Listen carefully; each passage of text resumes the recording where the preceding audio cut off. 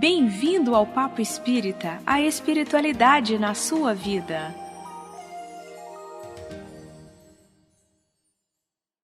Olá, amigos, eu sou a Ana Cristina Sampaio e nós estamos aqui para mais um Papo Espírita. Hoje vamos fazer um exercício importante de autorreflexão. Você se acha egoísta? É o tema de hoje e vai nos fazer repensar nossas atitudes. Para falar sobre egoísmo, como ele se apresenta na nossa vida e como transformá-lo, convidamos o psicólogo e trabalhador espírita Daniel Campos e a nossa colega de estudo Miriam dos Anjos. Tudo bem, Daniel? Tudo bom, Ana? Tudo bom, Miriam? Tudo bem, Miriam? Tudo jóia, Ana. Tudo bem também, Daniel? Tudo bom, tudo ótimo. Bom, Daniel, olha só o tema que nós temos hoje para o nosso ouvinte. Egoísta. Eu. Nós trouxemos esse tema justamente para chacoalhar um pouco a nossa convicção de que não somos egoístas. A gente sabe que nós ainda não temos ideia de que a maioria das nossas atitudes no dia a dia são atitudes egoístas. Joana de Ângeles, que é a mentora do médium Divaldo Franco e um espírito voltado para os estudos psicológicos, escreveu: o egoísmo é virose perigosa que ataca a sociedade contemporânea, qual ocorreu em todas as épocas da história da humanidade. Combatido pela ética e pela moral, tem sido motivo de cuidados especiais por todas as doutrinas religiosas, especialmente pelo cristianismo, que nele encontra um perverso adversário da solidariedade, do amor e da caridade. O Espiritismo, na sua condição de restaurador do pensamento de Jesus, tem no egoísmo a condição de bafio pestilencial, que necessita de terapia preventiva muito bem elaborada e tratamento persistente, depois que se encontra instalado.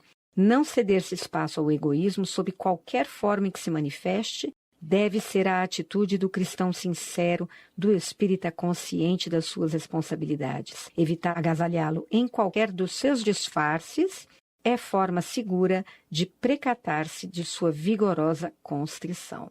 Palavras bem duras da Joana, né, Daniel? Bem duras. Bom, pode explicar para a gente qual é a origem do egoísmo e por que ele existe dentro de nós?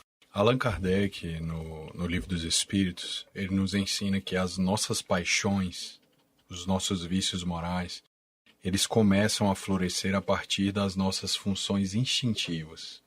À medida que o homem vai fazendo o trânsito da sua condição animal, biológica, onde há um predomínio da satisfação das questões biológicas, e vai entrando com o expandir da consciência para o reino hominal, essa psificação do instinto para a condição da estrutura espiritual como homem, como ser vivo, faz o surgir das paixões. É o extravasar da função instintiva, tornando-a mais psicológica, as paixões começam a surgir. Então, inicialmente, nós temos na condição animal um instinto de proteção, de defesa, de reprodução, de manutenção da vida, a alimentação, a agressividade, que tudo isso nos garante a vida num ambiente extremamente hostil. Mais tarde, tudo isso vai virando em ira, violência, né? Esses instintos eles vão extravasando a necessidade de manutenção da vida e vão virando paixões. E com o egoísmo não é diferente. Ele nasce de uma função infantil, na qual nós, ainda espíritos em situação de progresso, e esse egoísmo nasce de uma função que muitas vezes algumas escolas da psicologia chamam de ego, outras chamam de eu, e nesse complexo de informações que é a nossa personalidade, o egoísmo ele vem como um sintoma, semelhante a um subproduto da nossa necessidade de prazer imediato. Nós temos muita dificuldade em adiar nossos prazeres. Nós temos uma necessidade imediata de reter coisas, posses para nós. E quando eu digo de objetos, não só de objetos, mas também de afetos, de pessoas, de situações, de valores, e uma série de questões. E nessa condição infantil do ego ou desse eu, que é um subcentro da personalidade, o egoísmo vai nascendo. O egoísmo é esse bafio pestilencial porque dentre as nossas paixões, ele talvez seja o estado afetivo que mais é contra a reforma moral, a reforma íntima. Porque um dos fatores mais importantes para se fazer a reforma moral, quando o indivíduo começa a fazer um mergulho profundo na direção da autoconsciência, há uma sensação muito grande de morte. dentro de si. Qual é o que a Joana de Angelis chama de subpersonalidades, que deverão mais tarde virar superpersonalidades. Nós temos várias personalidades.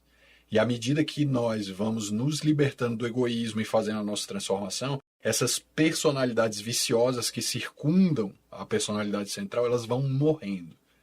E essa sensação de morte, de desapego, o egoísmo não gosta. Ele quer gozar, ele quer reter. Então, para que eu faça essa morte interna, para poder renascer em luz, eu preciso abrir mão dele. Eu preciso adiar o meu prazer. Eu preciso aprender a dividir, eu preciso ir ao social. Então, é mergulhar para dentro para poder se doar para fora. É um processo de profunda conexão consigo. Nossa, Vamos lá, Miriam. Não, já comecei assim, nossa. O tema de hoje, egoísta, eu.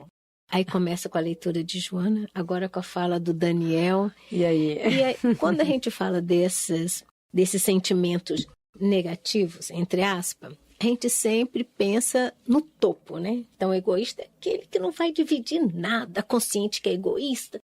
Então, quando a gente classifica o egoísta nesse nível, a gente esquece os pequenos níveis de egoísmo que a gente pratica todos os dias. E egoísta eu?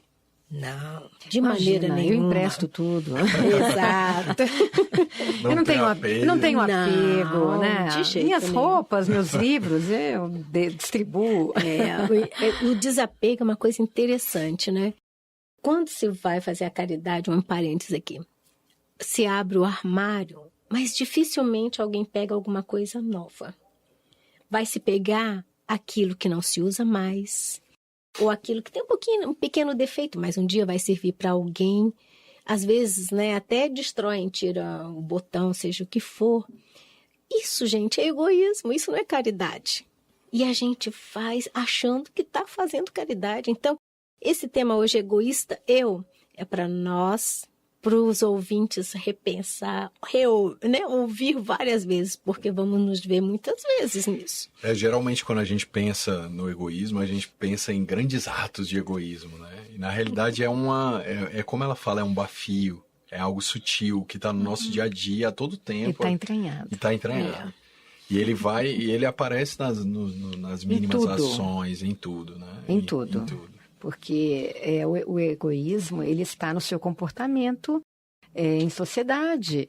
Quando você acha que você quem tem direito de estar na frente numa pista, quando você acha que um outro está atrapalhando o seu trânsito, qualquer coisa que você tenha como prioridade a você mesmo, né? Agora, eu achei interessante, Daniel, você dizer que isso veio com a nossa própria evolução, né? Esse egoísmo, ele foi necessário para nós estarmos hoje aqui. Essa questão é interessante, porque Allan Kardec coloca que as nossas paixões, nossos vícios morais, em algum momento do nosso processo evolutivo, eles tiveram uma necessidade. Exato. Uma necessidade primordial para a manutenção da vida. À medida que esse ego evolui, é necessário que a relação que ele estabelece com esse vício muda. Então, aquele ato que anteriormente não era um vício passa a ser. Porque vai se perdendo a necessidade a partir do momento que o indivíduo evolui. Exato. Quando você agora como você está vivendo em sociedade, exato, e você não necessita tanto da sua luta pela sobrevivência física, exato, digamos, exato, né? Isso vai se transformando em atitudes que contrariam a lei do amor? Seria isso? Eu gosto de dar, às vezes, um exemplo um pouco mais chocante, assim, para a gente ter uma ideia de como que a gente precisa, de alguma forma, também descodificar a nossa maneira de pensar, filosofar um pouco mais, porque nós temos uma tendência a pegar uma coisa e falar, isso é certo e isso é errado. Uhum. E muitas vezes não depende. É necessário ter uma visão mais filosófica a respeito disso.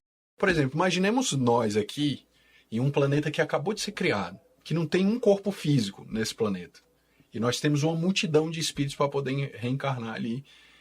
E a gente precisa gerar corpos. Ou seja, os indivíduos ideais para que pudéssemos colocar ali, para gerar corpos físicos para as pessoas encarnarem, são pessoas dedicadas à atividade sexual. Você concorda comigo? Claro. Ou seja, às vezes até uma compulsão seria o ideal. Porque a pessoa ficaria dedicada, voltada àquilo e cumpriria uma necessidade do planeta, da natureza naquele momento. É uma imagem um pouco chocante, mas é interessante a gente pensar. Porque naquele momento essa paixão foi necessária. Ela era necessária.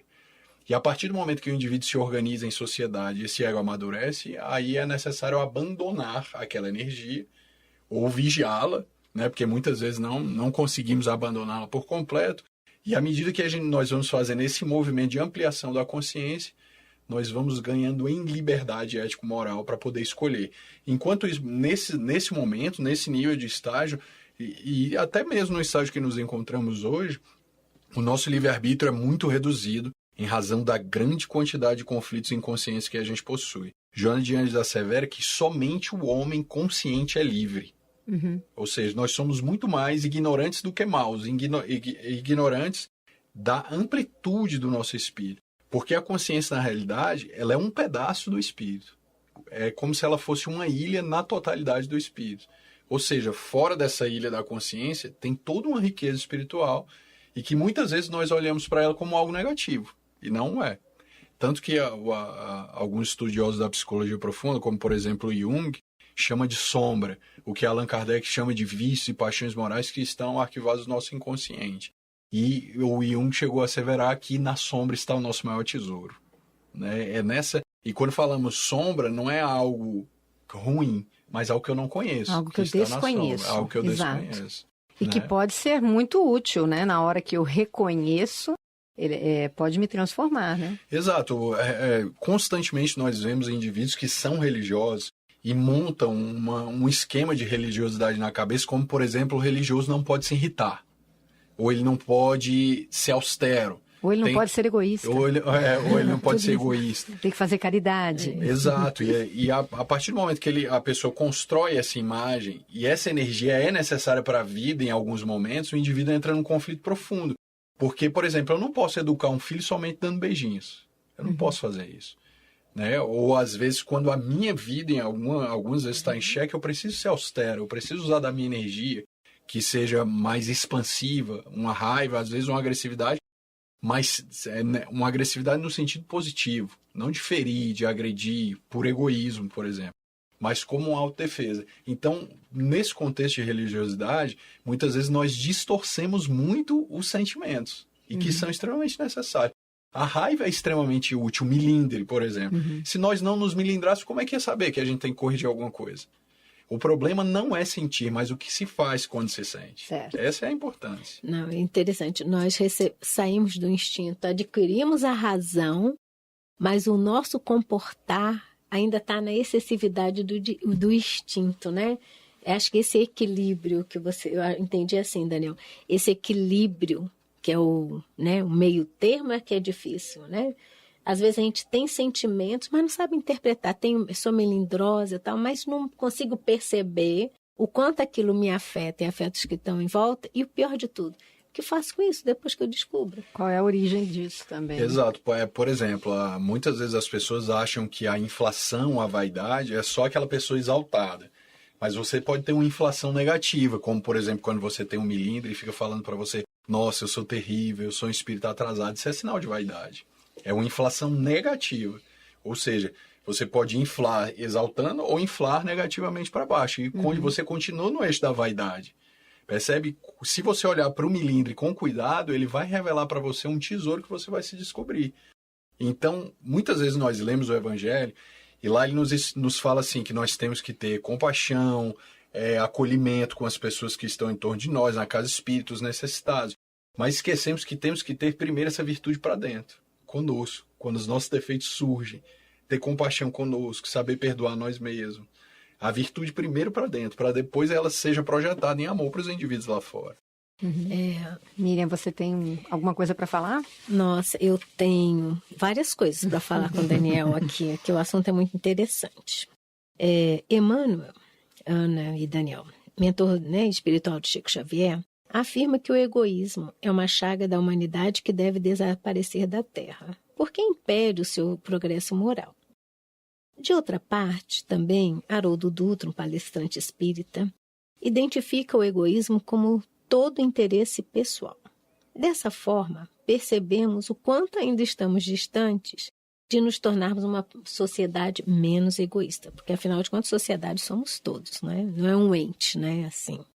Que pensamentos, Daniel, e atitudes podem nos auxiliar no combate ao egoísmo, embora a gente já tenha começado a essa conversa, né?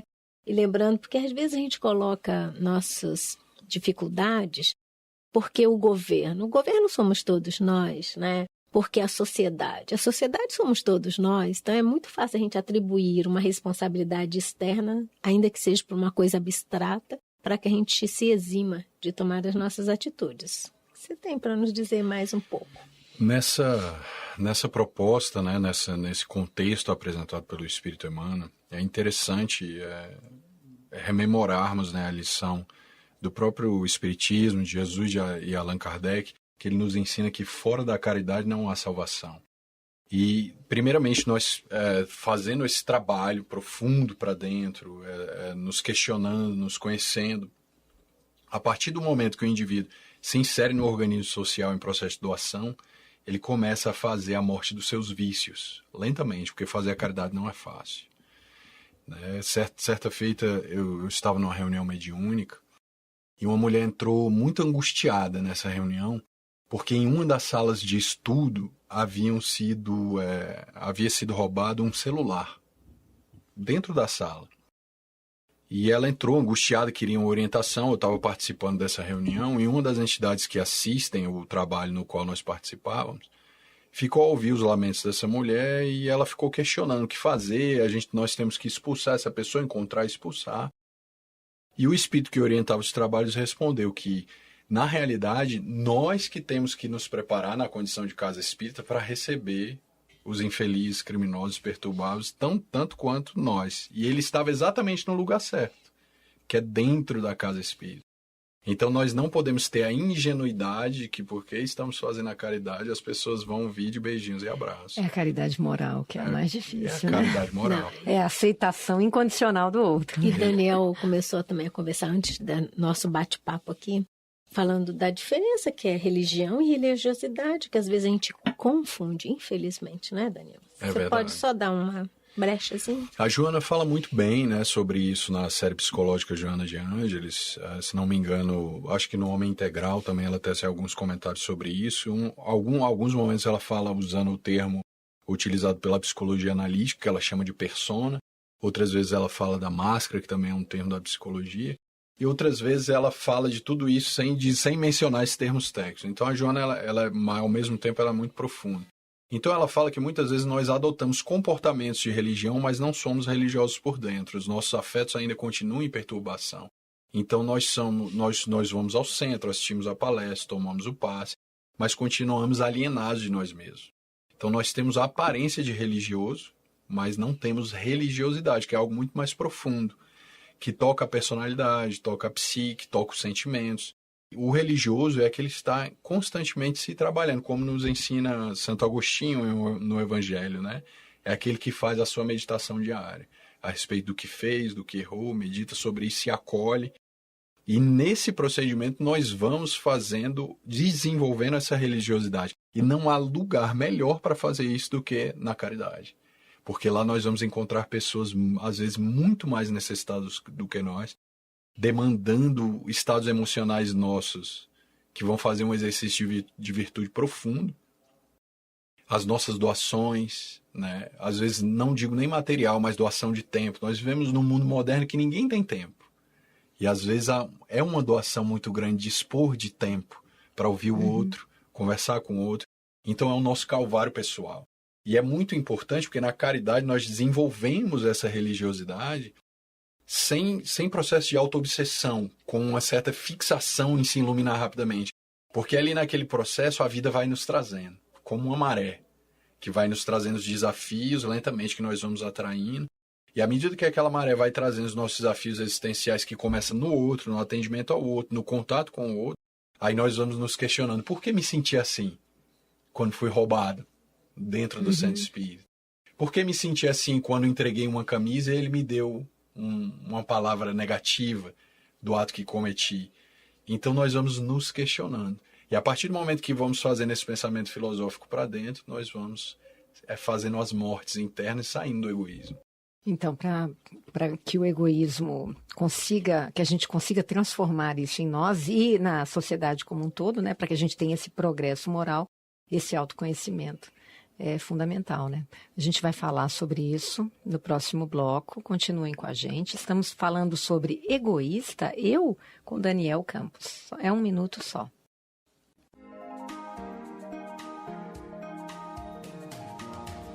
Nós estamos nas redes sociais. No Facebook você pode acessar facebook.com/Comunhão Espírita. No Twitter, twitter.com/Comunhão Oficial. Estamos também no YouTube. Acesse youtube.com/Comunhão Espírita de Brasília. E siga o nosso Instagram, @Comunhão Espírita. Acompanhe, divulgue e participe de nossas atividades. Voltamos ao Papo Espírita. O tema de hoje é egoísta, eu? E temos conosco no estúdio Daniel Campos, que é psicólogo e trabalhador espírita. Daniel, Allan Kardec, na pergunta 913 do Livro dos Espíritos, questionou qual dos vícios seria o mais radical. E a resposta foi, já o dissemos muitas vezes, o egoísmo. Dele se deriva todo o mal. Estudai todos os vícios e vereis que no fundo de todos existe o egoísmo. Por mais que luteis contra eles, não chegareis a extirpá-los, enquanto não os atacardes pela raiz, enquanto não lhes houverdes destruído a causa. Que todos os vossos esforços tendam para esse fim, porque nele se encontra a verdadeira chaga da sociedade. Quem nesta vida quiser se aproximar da perfeição moral, deve extirpar do seu coração todo o sentimento do egoísmo, porque o egoísmo é incompatível com a justiça, o amor e a caridade. Ele neutraliza todas as outras qualidades. De novo, né? Nós já falamos da Joana, falamos de Emmanuel, e agora, no Livro dos Espíritos, a resposta da importância, né, da gente entender o egoísmo, reconhecer isso em nós e tentar transformar. Mas então, Daniel, diz pra gente em que atitudes a gente pode reconhecer o nosso egoísmo? É muito interessante que no nosso dia a dia a gente observa fenômenos da relação da nossa alma com a série das coisas que nos circundam. Por exemplo, com objetos materiais, com nossos filhos. Vou trazer um exemplo bem simples. Possivelmente algum de nós, vocês aqui que estão comigo aqui na rádio, que eu aqui com vocês, já deve ter passado por uma experiência mais ou menos assim, de ter um objeto que gosta muito ou algo, e esse objeto arranhou, estragou, quebrou, ou você tinha que dar, chegou um momento que você não podia mais guardar. E parece que quando ele quebra, você quebra também aqui dentro. Quase numa simbiose com esse objeto. Eu vou dar um exemplo. Eu comprei um carro recentemente. Tem 1 ano, um carro novo. E eu estava entrando no meu prédio, e um homem estava passando com um carrinho de construção. Ele passou, o carrinho era muito baixo, e eu bati no carrinho. Então o carro bate lá fora, estraga lá fora, e eu quebro aqui dentro também. Aí dá aquela dor, né? O carro novo arranhou. Nós estamos numa simbiose com o objeto. Então é aí nesse detalhe que o egoísmo começa a se construir, percebe? Essa falta de consciência de si mesmo faz, por exemplo, na posse nós passamos a ser possuídos. O carro não é mais meu, o carro que me possuía, porque eu que sofri com esse processo. Então eu entro num estado de reter as coisas, com medo de perder. Aí o egoísmo vai crescendo, naquela semente ali. Então muitas vezes, por exemplo, nós estávamos conversando aqui no intervalo da questão dos pais. Né? Uhum. Pais que querem realizar desejos não realizados no filho. Que vem o filho, que vem no filho uma possibilidade de realização de aspectos que ele não conseguiu realizar nele. Ou que de alguma forma ele quer passar uma mensagem que a família é bela, ou que a minha família é religiosa. Que ele é um pai perfeito. Que ele é um pai perfeito, né, na figura do filho. Então, quantas vezes nós não temos observado na clínica adolescentes que não têm patologia nenhuma e que são levados ao consultório e o pai quer, de alguma forma, colocar ele dentro de uma forma, aniquilando a individualidade do filho, para que ele seja exatamente do jeito que o pai quer. E em observando, fazendo análise desses casos, na grande maioria das vezes o pai necessita do tratamento. Então nós convidamos o pai para fazer a psicoterapia e nesse momento ele se arma. Não vou, porque é meu filho que precisa, não sou eu que preciso. Ele que está errado. Ele que está errado. Então ele quer, de alguma forma, realizar uma imagem que ele tem idealizada na cabeça dele em cima da psique do filho, em uma situação de egoísmo. Porque quando ele faz isso, ele só está pensando nele. Nossa, olha só. Ele, que sutileza do egoísmo. Ele só está pensando nele e todos os ideais do filho, o curso que ele quer fazer, a profissão que ele quer seguir, os livros que ele quer ler, a vida que ele quer levar, ficam sufocados em um pai muito sufocador e uma mãe muito sufocadora. E isso mais tarde pode se transformar, por exemplo, em conflitos psicológicos profundos, como depressão, ansiedade, né? Transtornos dos mais variados de natureza neurótica, e o indivíduo vai ter muita dificuldade de se libertar. Então, você vê que é uma água muito sutil que vai se infiltrando na estrutura e quando você vê, o mofo já está lá. E é difícil de tirar. Não é fácil, mas não é impossível. Essa questão também do egoísmo, Daniel, não só no filho em formação, vamos dizer assim, mas às vezes também no filho adulto, não é isso? Com certeza, com certeza. No casamento é muito comum. No casamento nós queremos que o marido ou a esposa adote determinados comportamentos, ou seja, de tal forma para que nós sejamos felizes. Né? Sim, você quer mudar o outro. Exato. Isso é um egoísmo. O discurso do egoísmo é eu, né? Para mim, comigo, tem que ser do meu jeito, né? Agora eu estou entendendo tudo que nós estamos lendo aqui contra o egoísmo. Esse é autocentrado. Você percebe que ele afeta todos em todos os campos. Em todos os cantos. A posse dos bens materiais, a corrupção, por exemplo, que o nosso país padece agora. Enquanto nós temos políticos se banhando em piscinas de mármore e luxo, nós temos pessoas morrendo na deprimência nas filas de hospitais. Para que uma pessoa goze, nós temos milhões morrendo. O egoísmo é a decadência da sociedade, sem dúvida alguma. E quanto mais nós vamos trabalhando nesse sentimento, refinando, ele vai abrindo um espaço para uma consciência elevada, com ideais, com a preocupação no outro, sem esse discurso de eu faço, eu posso, é meu, né, que é o discurso do ego. Enquanto nós estivermos com esse discurso, nós estamos no sistema do ego, né? Nossa, é muito complexo isso, né, Miriam? Não, é uma sutileza, né, que acabo me identificando em algumas situações. Eu me acabo identificando com todas, digamos. Nossa! A gente tem visto agora, né, no nosso país, inúmeras situações que a gente pode verificar como somos egoístas, né? Eu falei no bloco passado a questão do trânsito. Isso é uma coisa pelo qual nós passamos todos os dias. Mas quando eu quero, por exemplo, um sistema de saúde em que eu seja atendido, não importa quem está na minha frente, né? Não importa o problema do outro, eu quero atender ao meu problema. Quando eu tenho políticas públicas que beneficiam certos setores, que têm um lobby maior, e em detrimento do todo. Tudo isso é fruto do egoísmo do ser humano, não é isso? Exatamente. Então, nós estamos assim com uma situação bem complexa para resolver aqui, para a nossa transformação moral, né? Exato. O egoísmo ele surge tanto no aspecto de uma vivência mais pessoal, como transpessoal, no sentido mais coletivo, que extravasa, né, o individual. Então, à medida que esse sentimento é refletido nas nossas interações na sociedade, nós acreditamos estar temporariamente protegidos, guardados, gozando, se satisfazendo com os nossos desequilíbrios, mas que facilmente eles vão ruir e a própria psique tem os mecanismos de corrigir esse processo. Nessa encarnação e em outra, nós vemos os esquizofrênicos, as neuroses graves, todos nós padecemos, as depressões que não encontram causa na existência atual, a sede de poder do indivíduo, que é totalmente o poder colocado no polo oposto ao amor, né? Que muitas vezes nós acreditamos que o ódio é o oposto do amor e não é, e sim o poder. E à medida que o indivíduo vai vivendo esses conflitos, a psique, nos seus núcleos morais, ela vai fazendo essa correção. E o indivíduo vai sofrendo. E quantas vezes nós não vemos indivíduos ligados a essas questões políticas, ou que de algum modo se envolveram em corrupções e uma série de outros atos, buscarem tratamento psicológico, padecendo já as crises morais, que a própria alma já vai imprimindo no ego, fazendo o indivíduo se dobrar. Parece que a alma vai matando ele na unha, sabe?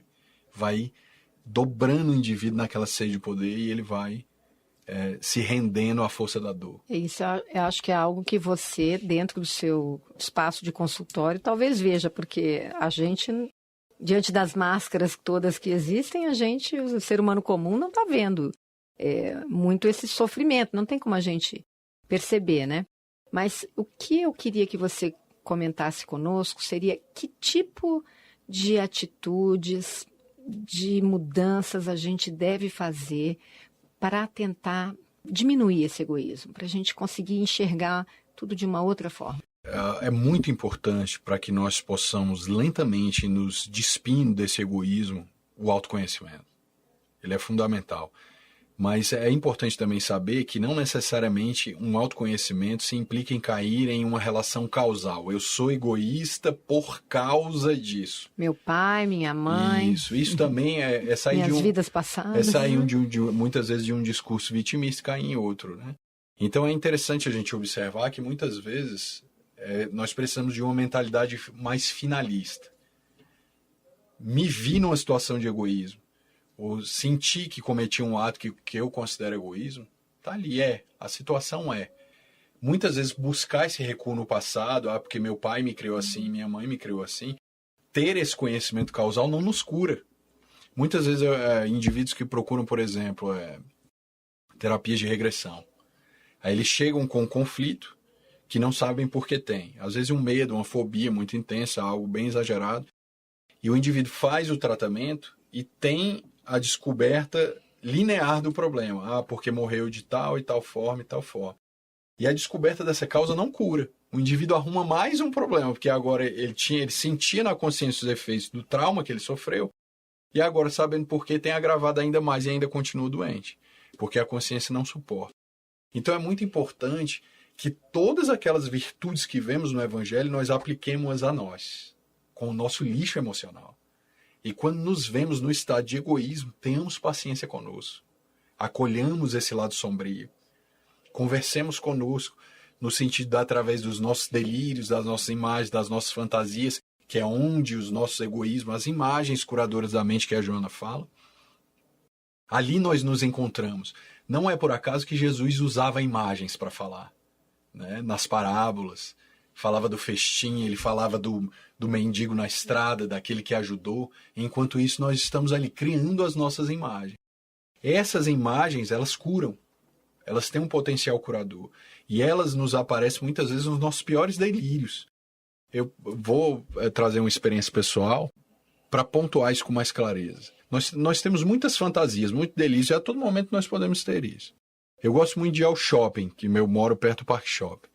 E às vezes eu parava o carro no estacionamento e eu ia fazer uma compra ali no mercado do lado. E já tive essa experiência várias vezes. Eu parava o meu carro e ia atravessar por debaixo da estação do metrô. Sempre quando eu estava atravessando e aquele metrô estava passando, eu tinha um devaneio de que o metrô ia descarrilhar e ia cair em cima de mim. Nossa, que trágico. Parece catastrófico. E a gente tem, é um pensamento negativo, é uma obsessão. O espírita usa muito isso. Uhum. Mas na realidade a psique está mandando uma mensagem que algo precisa morrer simbolicamente. O suicida não compreende essa morte simbólica.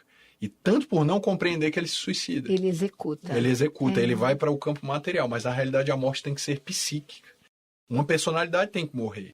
E naquele momento que eu tenho um devaneio, a psique arruma uma oportunidade na imagem para me dar a dica. Que algo em mim precisa morrer. Então muitas vezes, quando nós encontramos alguém, uma pessoa que nos irrita, alguém que nos atrai, aí nós ficamos pensando na pessoa. Eu devia ter falado isso, como se tivesse duas pessoas em nós conversando. Você já deve ter passado por isso. Claro. Sim. Quantas vezes nós não passamos? Depois do evento, nós estamos falando com uma subpersonalidade nossa, que aquele indivíduo tocou e que foi embora, e agora ligando aquela subpersonalidade, fica a consciência brigando com outra personalidade nossa. Então, nesse contexto, é que nós temos a oportunidade de fazer essa melhora. Olhando para essa imagem que o outro que me feriu que veste como uma luva. Mas não é mais ele o problema, e sim em mim. Naquela imagem da confusão, da briga, do metrô que cai, da morte. Muitas vezes pessoas chegam desesperadas. Nossa, eu tenho tido delírios constantemente que eu me vejo matando minha filha ou matando meu filho. E às vezes a cura é continuar a história. Vamos seguir nessa imaginação e fazer isso mentalmente, mas como uma morte simbólica. Algo aqui dentro, uma criança, às vezes um problema que a psique nos indica que precisa realmente ser reassimilado pela psique. Então, à medida que nós vamos fazendo essa, que a Joana chama de imagens curadoras, nós vamos fazendo esse mergulho para dentro. Então, e as imagens são, eu não sei de onde elas vêm. Ninguém sabe. Elas vêm do inconsciente profundo. Eu não posso dizer, foi meu pai que fez isso, fez aquilo. Não, elas estão ali, elas brotam dessa fonte de energia do inconsciente profundo. E à medida que elas vão saindo, eu preciso das virtudes, coragem para poder me olhar. Preciso de paciência, porque demora. Eu preciso ter compaixão comigo mesmo, para depois ter com o outro. Então, quando o meu lado sombrio sai, que eu vejo a possibilidade que há em mim, por exemplo, de eu ser corrupto, eu preciso acolher isso. Porque se eu não acolho, não vigio, eu viro corrupto. Interessante. Acolher, identificar e acolher, não é reprimir. Reprimir. Aquele que anda em repressão, ele anda desgastado, pesado. A religião não tem sentido. Ele vai para o trabalho mediúnico, ele toma o passe, ele vai para o trabalho da caridade e se cansa. Vai começando a ficar desgastado, precisa tirar umas férias do centro. Por quê? Porque não faz sentido. Ele está fazendo na persona. Percebe? Não encontra felicidade. E também essa questão, por exemplo, da repressão. Se eu tenho um lado corrupto e eu não gosto dele, não quero nem entrar em contato com ele, eu olho para o corrupto e eu odeio aquele corrupto. Exatamente. Não é isso? Exatamente. Isso aí na projeção, né? Exatamente. O que chamamos no campo, né, da psicologia, o termo técnico usado, seria projeção, em que eu vejo no outro um mal que eu carrego em mim mesmo. Quando, e a Joana de Anjos coloca em o ser consciente, mecanismos de defesa do ego, lá nesse capítulo ela coloca alguns mecanismos básicos que nós podemos usar no nosso dia a dia para estar entrando em contato com essas projeções, com o deslocamento, com a compensação, que são todos mecanismos estudados pela psicologia. A partir do momento que o indivíduo se apropria, isso vira uma ferramenta para que ele possa se modificar como ser humano, para que ele possa ir vencendo lentamente esse egoísmo. É muito importante a gente observar que o espírita muitas vezes desenvolve uma fixação, um fascínio em querer alcançar logo essa luz. E isso vira auto-obsessão. É necessário a gente esperar a vida ir trazendo. A vida vai trazendo os desafios, venceu um, traz outro, faz de novo, vence. Se não conseguiu, vigia. Né? O orar e vigiar. Utiliza a prece, faz as orações, vigia o lado que ainda não conseguimos mudar. E essa característica que devemos desenvolver mais filosófica, de isso aqui é certo e isso é errado. Jesus, por exemplo, para um movimento cultural da época, ele é considerado um traidor. E a traição, muitas vezes, na grande maioria das vezes, nós vemos como algo negativo. E às vezes é necessário trair simbolicamente. Trair a voz da mãe e do pai que fica na cabeça, né? Faça esse curso, faça esse. É necessário essas traições, esses afastamentos, essas mortes, né? E quando a gente coloca algo como certo e errado, a gente fica preso. É necessário avaliar. Por exemplo, nos romances, Bezerra de Menezes. Quantas vezes ele não tirou a vida de alguém nos romances?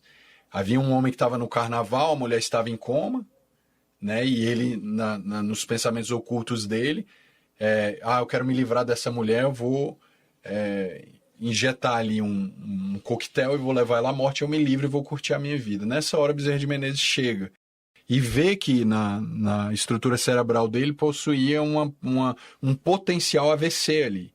Aí ele libera o AVC e mata o homem ali ao lado dele. Mas matar não é errado?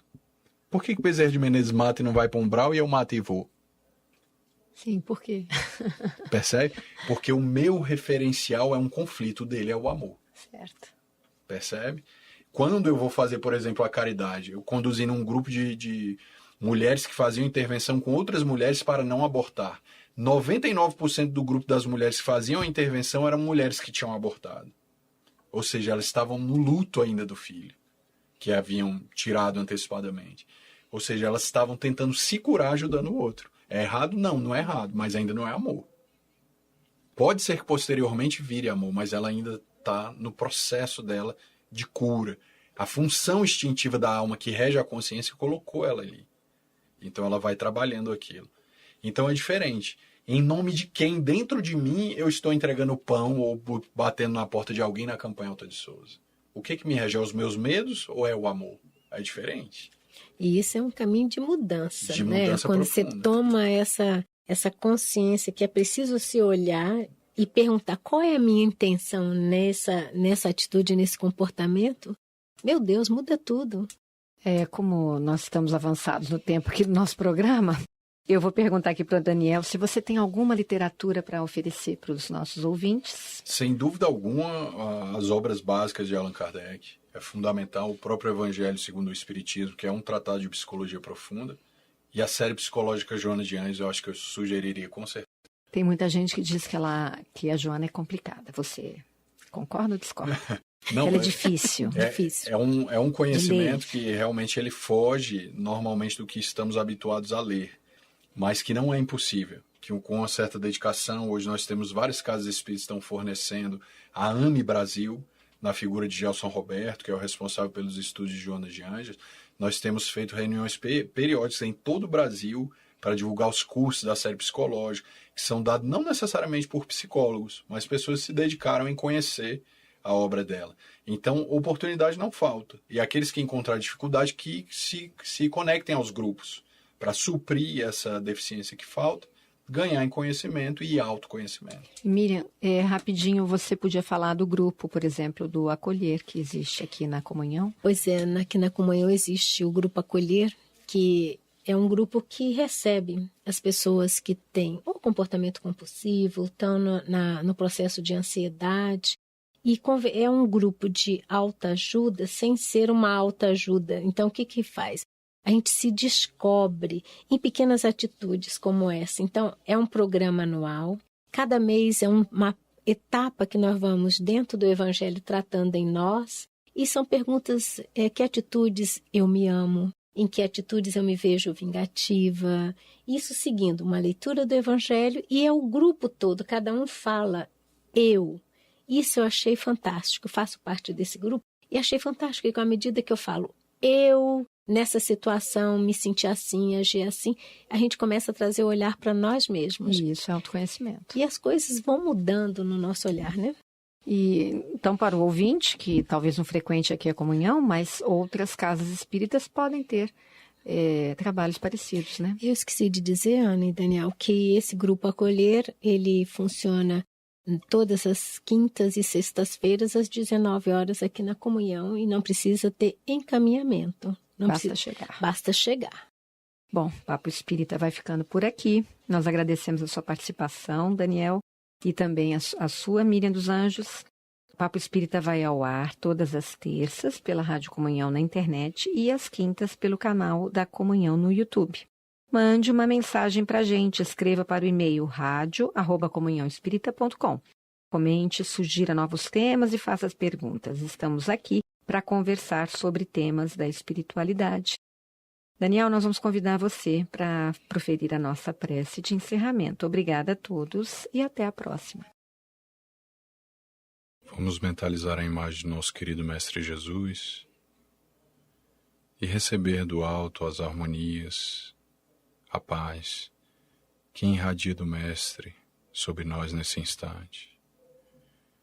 E elevando o pensamento a Ti, Senhor, nós te rogamos coragem para enfrentarmos a nós mesmos, para suportarmos os nossos lados mais negativos e com essa coragem, a fé que Tu nos concede através da Tua paz, possamos lentamente ir nos vencendo na nossa trajetória na direção da luz. Abençoa, Senhor, essas atividades que aqui ocorrem. Abençoa a nossa caminhada. Emanta-nos o nosso coração de alegria e de esperança. E se mantém conosco, hoje e sempre. Que assim seja. Você ouviu o programa Papo Espírita, a espiritualidade na sua vida.